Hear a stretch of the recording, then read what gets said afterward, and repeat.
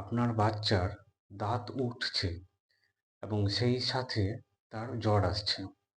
আপনি হয়তো ভাবছেন দাঁত ওঠার সময় এরকম জ্বর আসা স্বাভাবিক, এবং এই ভুল ধারণার বশবর্তী হয়ে তার জ্বর আসার যে আসল কারণ সেটি হতে পারে কোনো সংক্রমণ, সেটিকে আপনি এড়িয়ে যাচ্ছেন।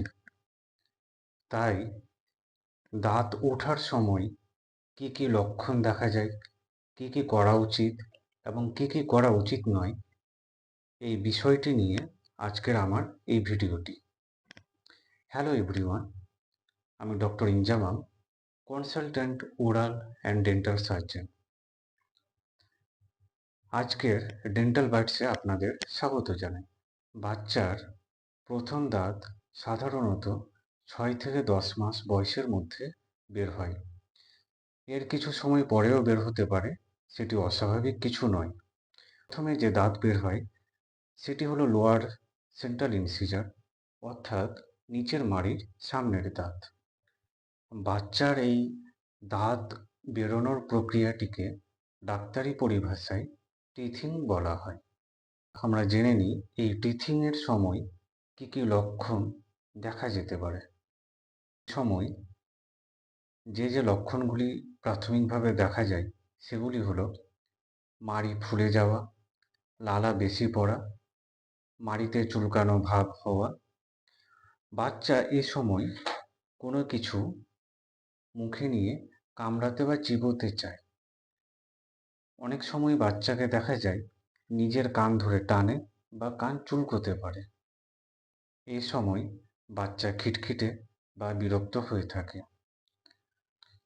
অনেক সময় দেখা যায় টিচিং এর টাইমে বাচ্চার মল একটু নরম হতে পারে, তবে সেটি স্বাভাবিক, সেটি ডায়রিয়ার মতো নরম হয় না।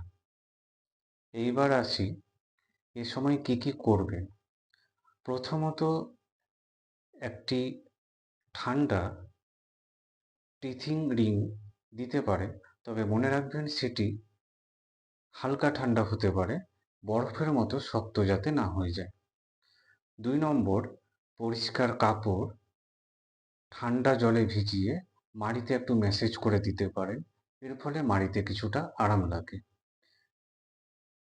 3 নম্বর, যদি বাচ্চার বয়স 6 মাস বা তার বেশি হয় এবং বাচ্চার কমপ্লিমেন্টারি ফিডিং হ্যাবিট থাকে, তাহলে নাশপাতি বা আপেল ছোট ছোট করে টুকরো করে ঠান্ডা করে চিবোতে দিতে পারেন, অবশ্যই বড়দের নজরদারিতে।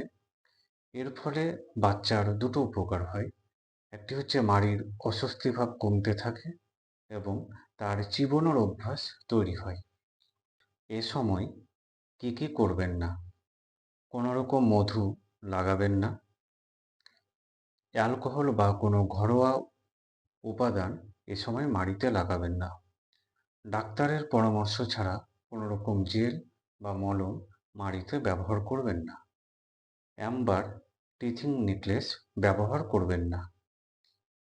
সবথেকে গুরুত্বপূর্ণ বিষয় হলো হাই ফিভার, সিভিয়ার ডায়রিয়া, এইসব লক্ষণের সঙ্গে দাঁত ওঠার কোনো সম্পর্ক নেই।